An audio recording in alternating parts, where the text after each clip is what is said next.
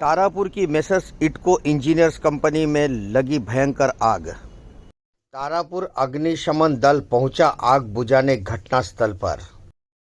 Boisar police भी पहुंची घटनास्थल पर, हटाया ट्रैफिक।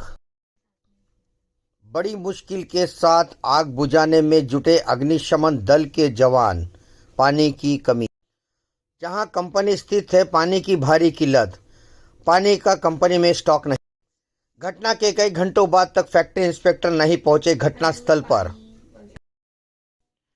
यह तारापुर औद्योगिक क्षेत्र से लगकर है एटको इंटीरियर्स कंपनी। इस कंपनी में अचानक शाम के समय आग लग गई। आग उस जगह पे लगी जहां पर गोदाम है। कंपनी प्रेमाइसेस के पिछवाड़े साइड में गोदाम बना रखा था, जिसमें अचानक आग लग गई। आग का धुआं कई किलोमीटर से देखा जा रहा था। पास ही में और भी केमिकल कंपनियां हैं, लेकिन यह तारापुर औद्योगिक क्षेत्र के बॉर्डर पर है। आप देख सकते हैं किस तरह से गोदाम में रखा माल धुआं धुआं होकर जल रहा है। यहाँ पर जब हमने करीब से नज़ारे लिया तो देखा कि कंपनी में ना तो पानी का स्टॉक था और ना ही कंपनी में फोम का कोई स्टॉक। कंपनी में जो सामान बनाया जा रहा था वो डिज़ाइनिंग, इंटीरियर डिज़ाइनिंग के जैसे फ्लोरिंग का सामान था और इसी को लेके यहाँ पर स्टॉक रखा गया था। यह माल कच्चा था या तैयार, इसका अभी तक कुछ अंदाज़ा नहीं मिल सका है, क्योंकि कंपनी में कोई भी जिम्मेदार वहाँ पे उपस्थित नहीं था। जब हमने करीब से नज़ारा देखा तो ऐसा पता चला कि यह स्टॉक कंपनी के पीछे के साइड में रखा हुआ था और कंपनी उससे थोड़ा हट के थी। चर्चा का विषय यह भी है कि यह गोदाम लीगल तरीके से है या इलीगल, इस पे भी चर्चाएं चल रही हैं, क्योंकि महाराष्ट्र औद्योगिक विकास महामंडल के सहायक अभियंता यहां पर पहुंचे और उन्होंने जायज़ा लिया। उन्होंने यह भी देखा कि यह गोदाम कंपनी से हटकर बनाया गया है। अब जांच का विषय है कि इस गोदाम की जांच किस तरह से की जाएगी और इसमें माल रखा था उसका स्टॉक किस तरह से कंपनी बताएगी।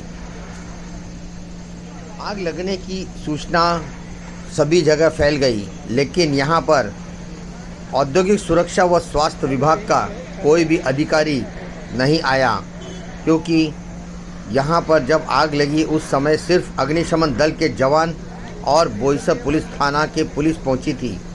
लेकिन यहाँ पे पानी की भारी किल्लत होने के बावजूद पानी की आपूर्ति करने में कोई नहीं दिखाई दिया।